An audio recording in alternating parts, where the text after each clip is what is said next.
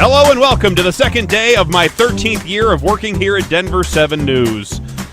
I am the now 12-year veteran traffic anchor of Denver 7, Jason Luber. I'm Denver 7's own pedestrian advocate, Joseph Peters, and we have a poster downstairs that has a picture of young Jason Luber and young Mitch Jelniker from the last time they were the #1 morning show in Denver, which is every day in my heart, but I can't tell you what exact year this poster is from. We do? Yeah, Did I miss this poster coming into work this morning? It's not hanging up on the wall. Oh! It's in the tape library. In the tape library. Where is that? Where is it? Just south of the Denver 7 Gymnasio. Oh, where's that? Is that? Are we talking the basement? Yes, the basement. Oh, okay. Maybe I should go to the basement's a scary place in this building. Scary place. It's true. They have woodworking tools. I think there have been axe murderers down there.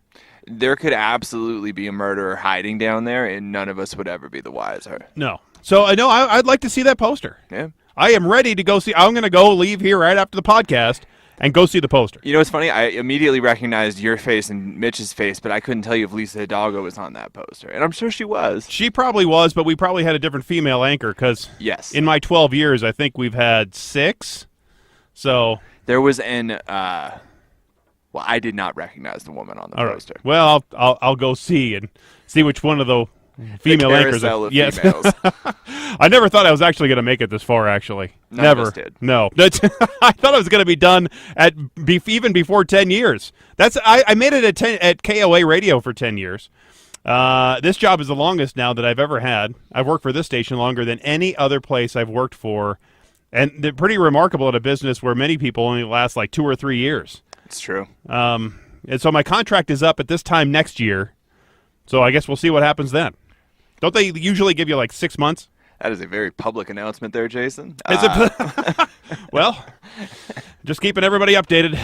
We appreciate it. Thank you very much. All right, so we have to start off the show with this inspirational story of survival, Joseph, where a missing Oregon truck driver, he survived for 4 days lost in the wilderness. He survived without any water, no food, even though he was hauling a trailer filled with potato chips.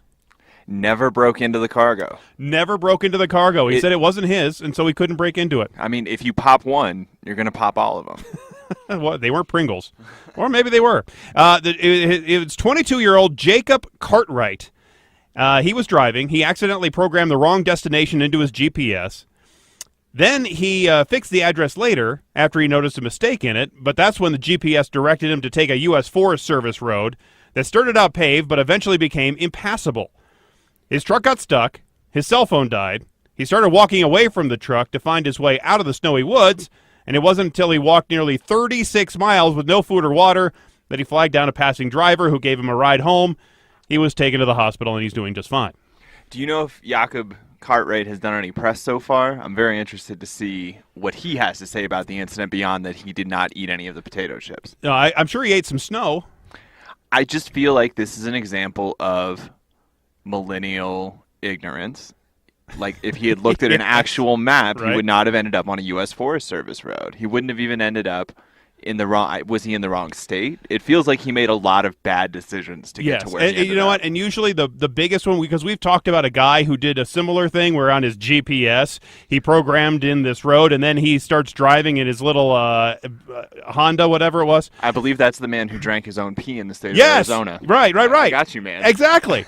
And so he's driving on this road, and it gets progressively worse. At some point, he should have just stopped, used the reverse lever, and gone back. Or turned around. Either way, yeah. So at some point, you got to put it on. Look, guys, you just got to go back to whence you came. Not only that, but I think there is value in stopping at a gas station and actually talking to somebody who knows the area. Yeah, that you know what I mean? Like, I just find you get much better advice that way. And speaking of truck drivers, we've talked about the real crisis of not enough truck drivers to fill all the driving jobs and all the shipments that need to be shipped around the country and that need to go from place to place. Well, I got an email recently from Groendyke Transport. They're one of the largest trucking companies. I think they're number 5, or they're at least in the top 5. And they say they're going to start giving out the largest pay increase for drivers in company history so they can attract more drivers. It went into effect May 1st. The raise includes a mileage pay increase across the board up to 6 cents a mile and an average hourly non-revenue rate increase of 9.5% for all drivers. In addition, Grondyke's chemical drivers will receive a flat rate increase that will bump up their pay significantly because demand for trucking is on the rise. If you need a job, this is an industry to really look at. The number of available drivers isn't keeping up. In fact, the American Trucking Association estimates the current driver shortage about 50,000. Yeah. And they say it projects to grow by 175,000 in less than 10 years. That's true. Well, it's one of those jobs that, again, millennials don't want to do. And so they just don't do it, and that results in this shortage as people get out of the industry. There's nobody there to replace them. It reminds me of there was some back and forth between Mike Rowe, former Dirty Jobs guy. The Dirty Jobs guy, yep. And some other and some person about and he was talking about college debt. And his point basically was there are so many jobs right now in the trades that you can go do and be trained by the employer, usually for free. So therefore, you're not going for 2 or 3 or 4 years to college, getting all that debt, and then going out to look for a job that probably doesn't exist. When you could go work for the trades, get paid to learn that trade, and then make a really nice, comfortable living doing that trade for 20, 30, 40 years. Well, I mean, not to get off on too much of a tangent, but that's what people have lost sight of with college, too, is that you were supposed to go to college so that you could learn a trade that would behoove you in the real world, right? And it would be a trade that would earn you more money in the long run than the sorts of trades where you can go straight out of high school and get the free education. And so many people now go to college and they don't view it as a means to an end, a means to a skill set that can make you employable for a long time. They instead view it as a rite of passage to the quote-unquote real world that they have no plan for because they're not training for anything specific. There are some jobs with some electric utilities right now, like the guys that go out there, especially after a storm, and they're out climbing the poles and they're fixing the wires and doing all that stuff. Yep. They pay really well, and they get pensions, and so you put in 20 or 25 years doing that. And then those guys are going back out into the public world where they're doing some other jobs. And like my father-in-law did, he was a teacher for 30 years, collecting his para pension basically from the state of Colorado. And then he went to work as a teacher at a couple of different private schools as a band instructor. And now he's collecting Social Security too. Yeah. So I've seen a lot of, but that's where this is going. The truck drivers, really, it's not a bad job, and they're paying a lot of money for your services. Exactly. Did you know, Joseph, that New York City, they're having a problem with drivers knocking down their new traffic safety pylons like they're bowling pins? Now I know. The New York City Department of Transportation, they had to replace about 2,500 of these poles at a cost of $261,000. All but one in a row of 6 just installed at 3rd Avenue and 14th Street in Manhattan were gone a month later. And 2 of the replacements were toppled within a week. Dented posts or ones that have been nearly knocked over can be seen all over Manhattan. The traffic pins are supposed to be part of their city's Vision Zero initiative to reduce traffic deaths. But I guess someone or some group of people have it out for these cones.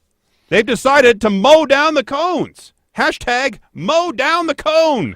At the tender age of 15, my friend had just purchased a car, and our favorite game was to go out and use the passenger side door to knock down traffic cones as we were driving. And see how many we could knock down in a row. No, I think these cones are the ones that are permanently affixed to the street. That's more of a challenge. Yes. So once you knock those things down, that is more of a challenge. Apparently these people just don't like safety. Who does? Who does like safety, except for safety people? All right, Joseph. We work over here at Denver 7 News. This is the ABC affiliate here in Denver, Colorado. Well, the legacy station, just down the street, KUSA. They call themselves 9 News. They're the NBC affiliate. They aired a story with this title: Pedestrian Advocate. CDOT's message for distracted pedestrians misses the point. Now, before we talk about the story, I must say, nice job, Steve Stager of 9 News. You stole my partner's moniker. Pedestrian advocate? That's your catchphrase, my friend. That's me. And it has been your catchphrase on this show since day one. This is podcast, I believe, number 73. Yep. And we've been doing it for about a year and a half now. Yep. This has been your moniker the entire time. Thoughts? If my nickname was a baby, it would be able to walk by now. And so I don't appreciate this gentleman from 9 News taking it. Steve and Steger. I don't... look, pedestrian advocate, it's a very catchy phrase, right? Any of us could have thought of it. I did. And so I just don't think this is a coincidence. And that's the thing. I'm so flabbergasted. That's all I'm going to say. I don't think it's a coincidence either. Now, it's a phrase that people could use. However, it is a phrase that we have used. Correct. And we promote this show all the time. And other people in the media and other people in the TV stations around here, they're aware of this podcast. Correct. They listen occasionally to the podcast. I mean, we are Denver's only traffic-oriented podcast. We are, I think, the country's basically only traffic and transportation-oriented podcast. And we're the best at it. Of course we are. And so here we go with the pedestrian advocate. Anyway, I was just bugged by it. Oh, yeah. Just really bugged. They could have at least given you some kind of credit. Someday. Of course they won't. All right. Anyway, here is the 9 News story. It's written in chalk near 100 intersections across Denver. Stow your phone before crossing. The latest safety message from CDOT is intended to get people to pull their heads up away from their phones as they walk through a crosswalk. It's written in chalk near 100 intersections across Denver. Stow your phone before crossing. Quote, this is a call to action to both pedestrians and drivers to increase safety on our roadways, unquote, said Sam Cole, a spokesman for safety at CDOT.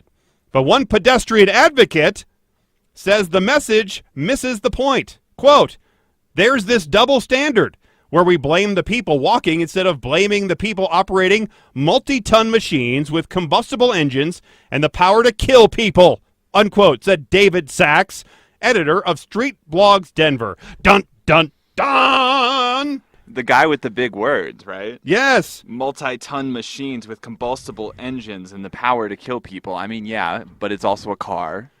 The sinister and evil and person-killing cars to blame for non-paying attention pedestrians walking out into the street and into traffic.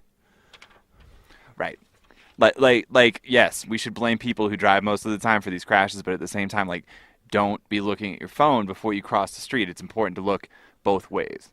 I'm not surprised by David's thoughts here. Okay. What if people, though, I would want to ask him this question. What if people, though, were walking onto, let's say, with their heads down in their phone, right onto a set of train tracks that go across, let's say, 16th Street in downtown Denver, where the light rail runs. He loves the light rail, but people walk across the light rail tracks because they're at grade. They almost get hit all the time over by the convention center. Yes, they do. What if the pedestrian staring straight at his phone walked into a dedicated bus or a dedicated bike lane and then was hit? What would David then say to that? You know that I walk everywhere, right? Yes. Like, that's my thing. Because you are the pedestrian advocate. That's why I am the pedestrian advocate. And, like, I am somebody who tries to multitask. So, for example, on the walk here to work today, I was looking at my phone trying to sort through my emails while walking. And I almost walked directly into a bicyclist traveling the opposite direction. And it does happen to me, like, I would say at least 3 times a week where I almost walk into a tree or a person or something because I am looking at my phone and trying to walk at the same time. And that's not indicative of some bad behavior on my part. It's just an example of humans can't multitask as well as they think they can. And if you're trying to walk from point A to point B and you're going to be crossing streets where there are cars coming, you should probably be focused on that and not whatever's going on your phone. But unfortunately, we've had a difference of opinion than that of David Sachs since basically we started the show, and here's another example where how dare you blame the pedestrian for their behavior when it's the car's fault? And that's such a dicey argument, right? Because there's so many situations where it is the car's fault versus the other situations where it's the pedestrian's fault. You don't want to overgeneralize any of that stuff. But he does. But the thing is that's exactly what he's doing, is overgeneralizing that it's almost always the car's fault, and that's simply not the case. So the 9 News story continues. Sachs wrote a piece for the Denver Streets blog earlier this week calling CDOT's campaign an imagined safety crisis. Quote, "It exists. It happens. People cross the street while looking at their phones, and again, it's hard to compare that on the same level as people surfing the internet while driving a multi-ton vehicle with a combustible engine." Unquote. Sachs told Next. Next is the name of their show at 6 o'clock.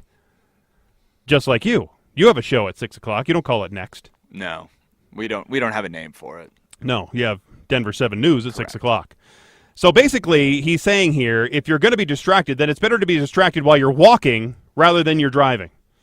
I'll give him that point, because it probably is better to be distracted while you're walking, because if you just, like you did, walk into a tree or come across a bicyclist, right, that's not as bad as when you're distracted driving a car at 60 miles an hour and then you start drifting into another lane or might crash. It's the difference between a headache and a concussion, right? Yes, most definitely. So, however, it doesn't mean that it's a great idea to be distracted whether you're driving or whether you're walking, so you don't stroll right into traffic. No matter what the traffic is, whether it's a bus or a bike or a train or a car.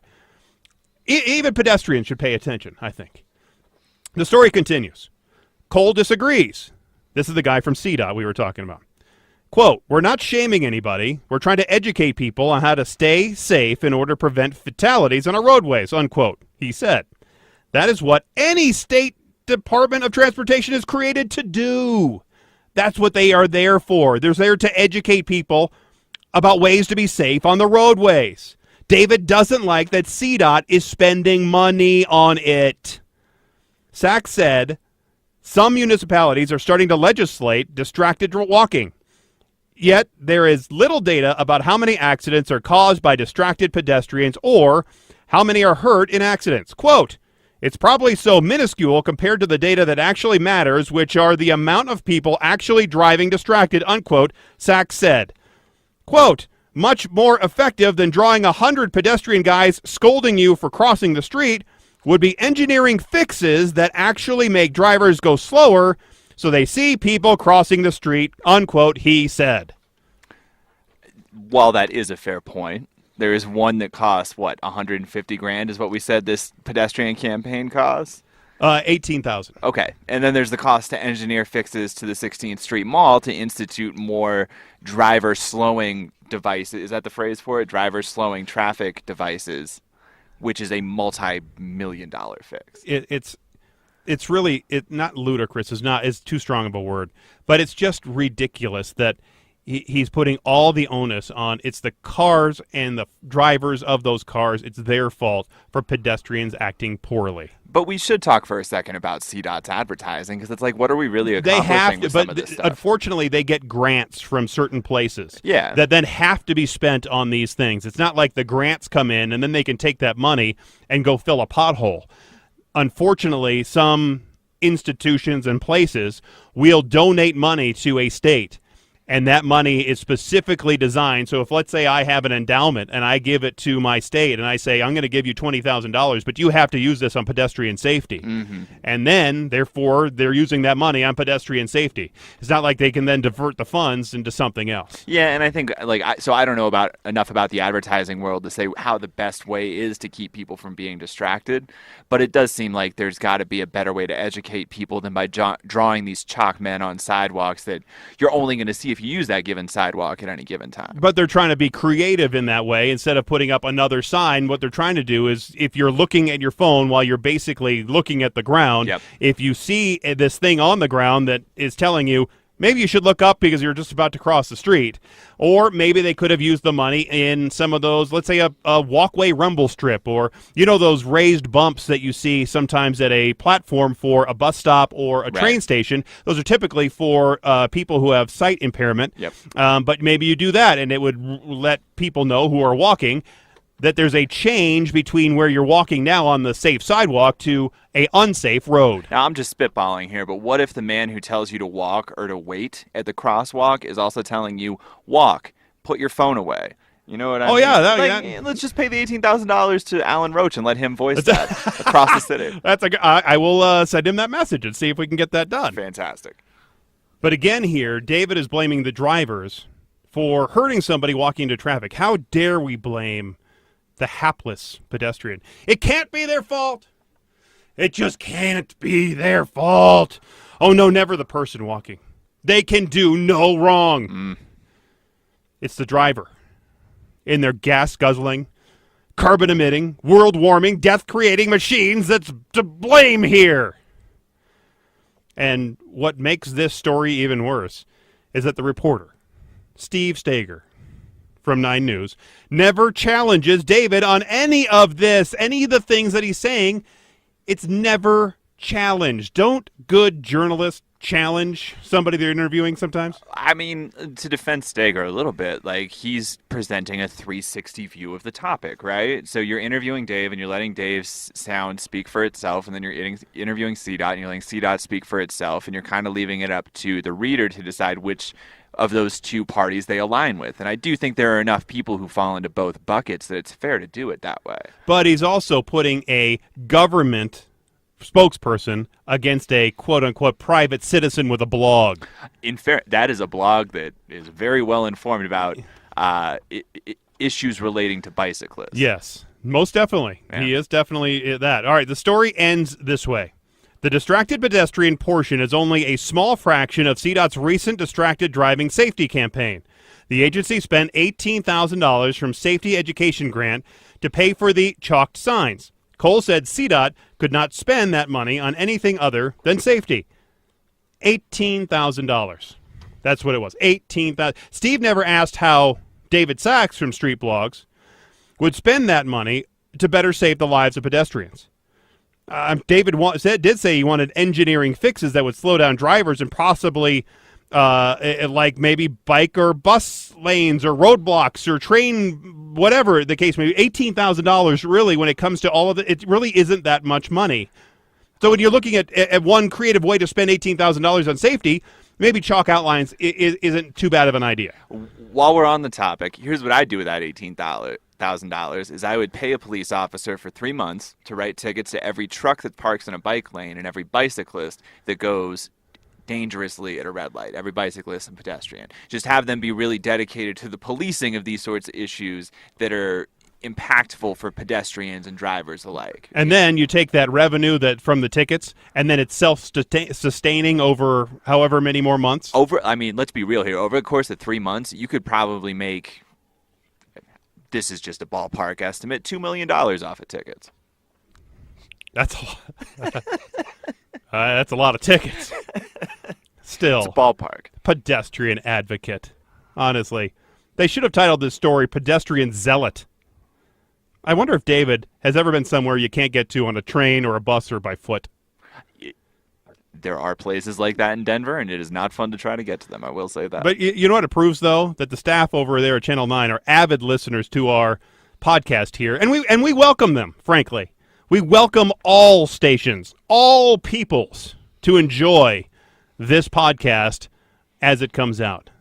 We do. We if they want to steal our monikers or our story ideas, go ahead. That's fine. Imitation is the sincerest form of flattery, isn't it?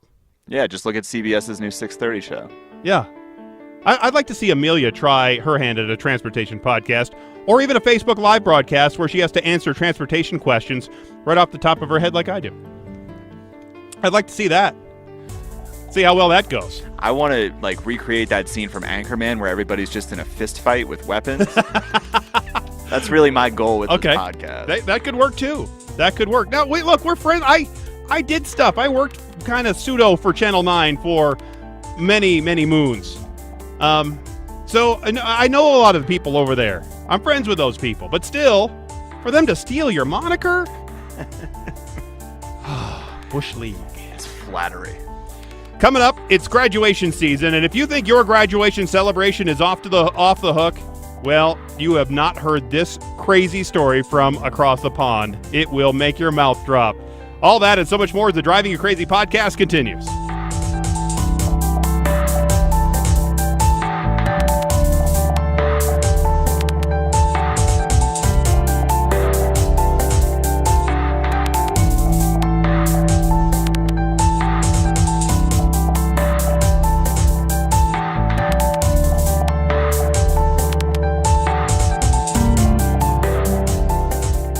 Holly Hendrickson, and you're listening to the Driving You Crazy podcast with Jason Luber. People say, you get up at 2 in the morning to do this? You must get used to that by now. No.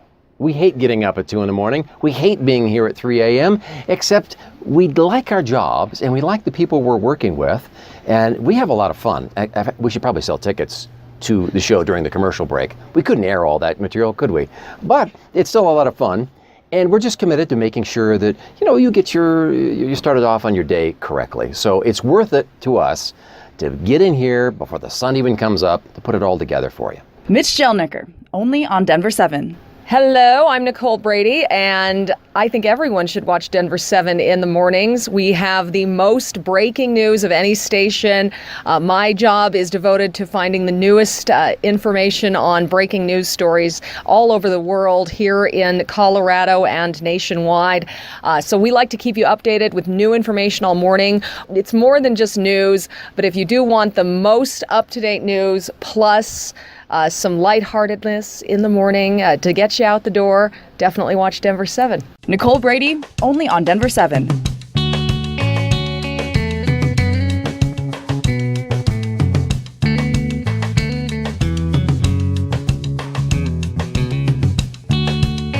Welcome back to the world-famous Driving You Crazy podcast, now heard on podcast apps everywhere, but also now, Joseph, maybe you didn't know this, also we can be heard now on YouTube. Oh, that's beautiful. You like that? YouTube is the most popular platform out there. All you'll just see, though, is an image of the show and as the video, but you'll be able to listen to the audio of each episode. See, this is where Eddie, the editor, he used to work in the morning as our glide cam operator. He does that for the Mile High Living show. He says he listens to a lot of podcasts, but he listens to them on YouTube, which I was surprised about. I didn't know that there were a lot of podcasts on YouTube. Important to note that if you are watching on YouTube, you will see the podcast art with Jason's face on it, not mine. Give me a picture and I'll throw it on there. How's that? That'll work for me. That'll work.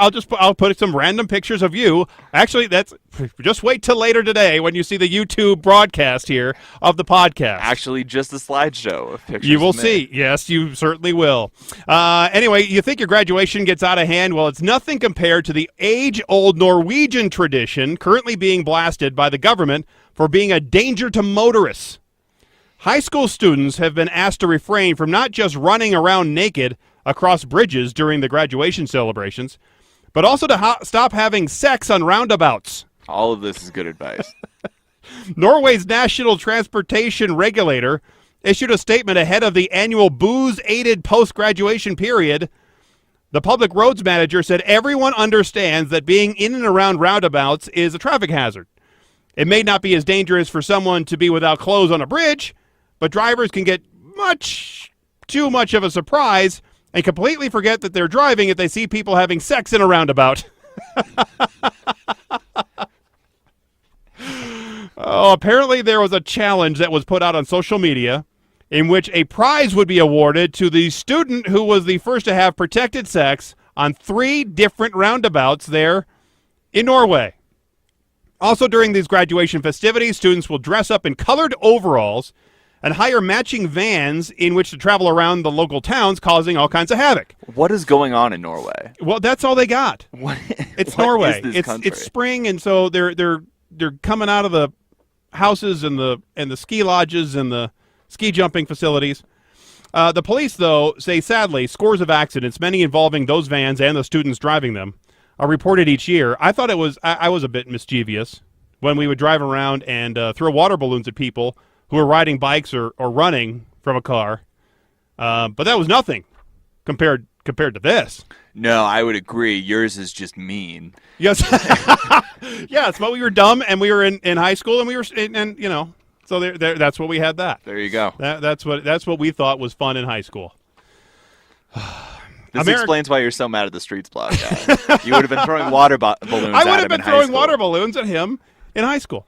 Americans who have been buying cars from the same mom-and-pop dealerships for generations, you see a lot of those on South Broadway, well, they could be greeted by a different kind of for sale sign the next time they visit. Not a sign on the cars, but a sign on the property.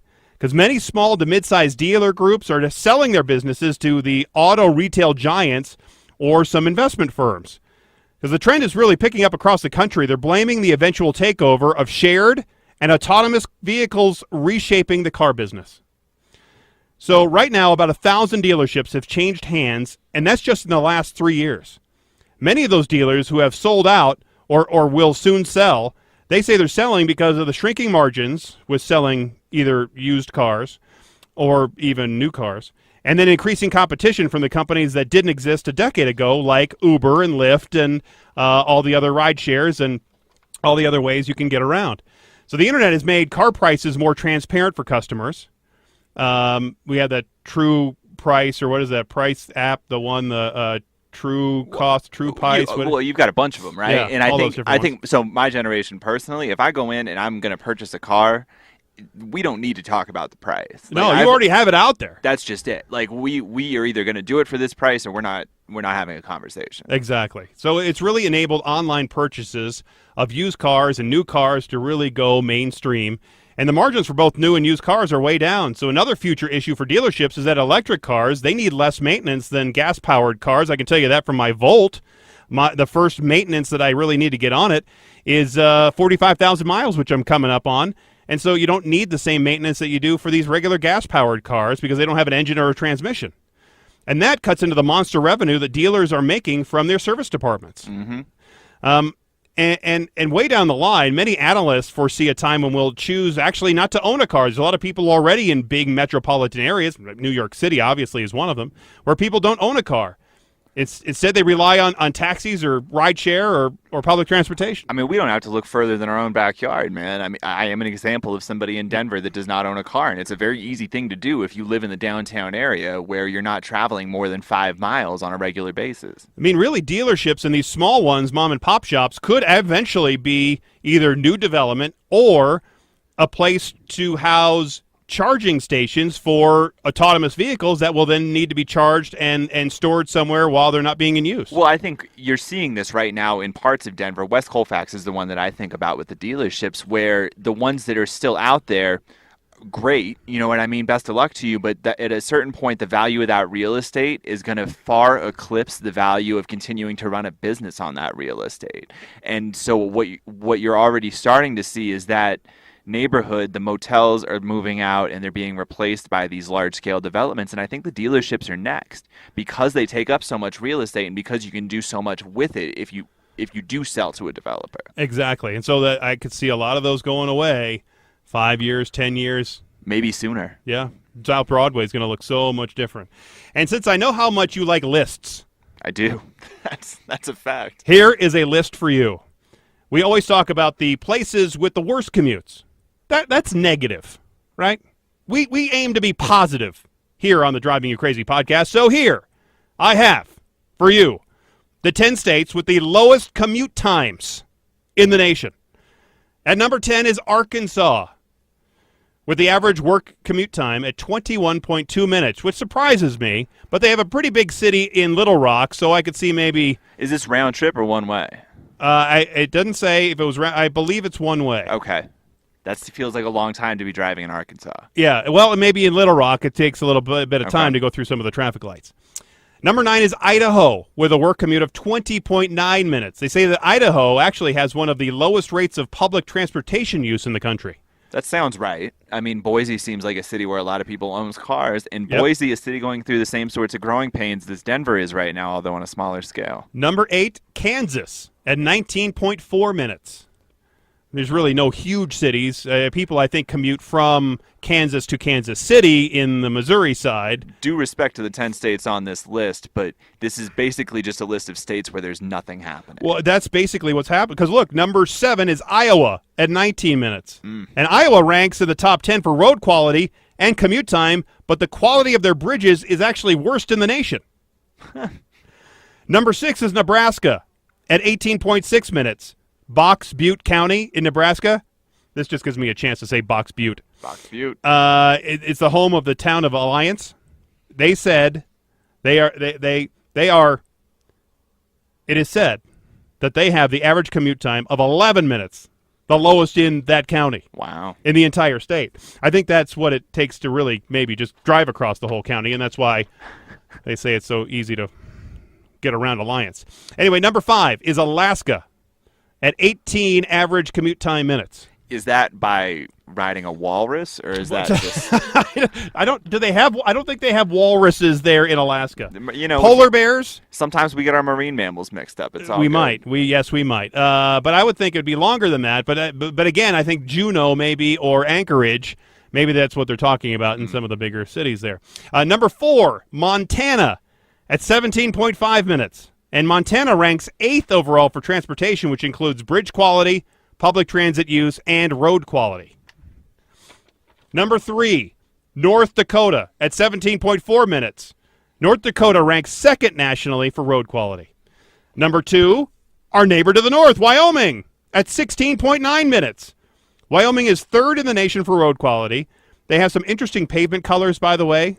You can read all about it. I have a story about it in my Driving You Crazy section on the denverchannel.com. Check it out. And why they have different road colors there in Wyoming. But there's really, 60,000 people that live in the entire state? And so with Laramie or Cheyenne being the biggest cities, it takes 15 minutes to get across the town. I mean, there's really not much going on there. And the number 1 state with the lowest average commute time is, drum roll please, South Dakota, with the average commute time of 16.6 minutes, unless you're going through Rapid City in the summer while all the motorcyclists are there. Don't do that unless you're on a motorcycle yourself. It is tough to go through Rapid City or into the areas right around Mount Rushmore. Agreed. There is nothing like seeing how many Bud Lights you can drink while you're riding a motorcycle through Rapid City during Bike Week, though. One commonality, as you pointed out, of all these states, no one really wants to live there except for maybe Idaho. Right? I mean, we don't need to throw all those states under the bus like that, but... I would like to go to Montana. I would like to visit Montana. I agree with that. And I want to leave you with this. Most times when there's a conflict of traffic, drivers, they flash their finger or maybe even their whole fist at each other. Or a gun. It's uncivilized. It's not very nice. It's not sweet. As my daughters used to say, it's not sweet, it's not nice, it's not princessy. Am I saying princessy? I think right? you nailed it. Yeah, okay. That's good stuff. The other day in Houston, Marco Sanchez said he was stuck in traffic, and there was a driver right next to him trying to merge in, so he said he wanted to make the other driver smile and have a little fun. So Marco decided to challenge this other driver to play a little game of rock, paper, scissors, and the winner would to get to merge first. Here is what it sounded like. You trying to get in? Let's play paper, rock, scissors for it. Paper, rock, scissors. I'll let you in if you win. Come on. Go for it, man. Play paper, rock, scissors for this guy.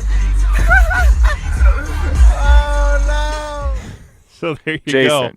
Jason, we need to report that video to the authorities, man. How many drugs is that man on? Rock, paper, scissors to merge in. Isn't that funny? Well, I don't think they have legal pot there in Texas yet, do they? It doesn't mean that he couldn't have driven here and gotten it and driven it back. Right. The way he's slurring his words, I'm not sure it's pot. But the other driver won, so Marco let that guy in. And he said he appreciated the other driver going along with that game. That video has been seen hundreds of thousands of times. Oh, I'm sure. It's been shared everywhere now. It's all over the place. But it's also nice to see two people getting along in that fun way rather than shooting each other and then merging that way. Right? I mean, everything's more fun when you're wasted, right? I guess so. So there you have it. There you have it. That's another podcast in the books, Joseph. We are into the 70s now with the podcast episodes, and I couldn't be more proud of the show. I mean, a year and a half of our super relevant podcast. It's really amazing, isn't it? Anyway, well, thanks again for listening. If you want to reach out to us, you can either send a message over to 9 News, and they'll get it back to us, or you can send us a Twitter message directly at Denver7Traffic. At JosephDenver7 on Twitter. And thanks again for being here. Until next time, I'm Jason Luber, the traffic guy. I'm peace advocate Joseph Peters. Are you? Yeah. Be safe, and as always, happy motoring.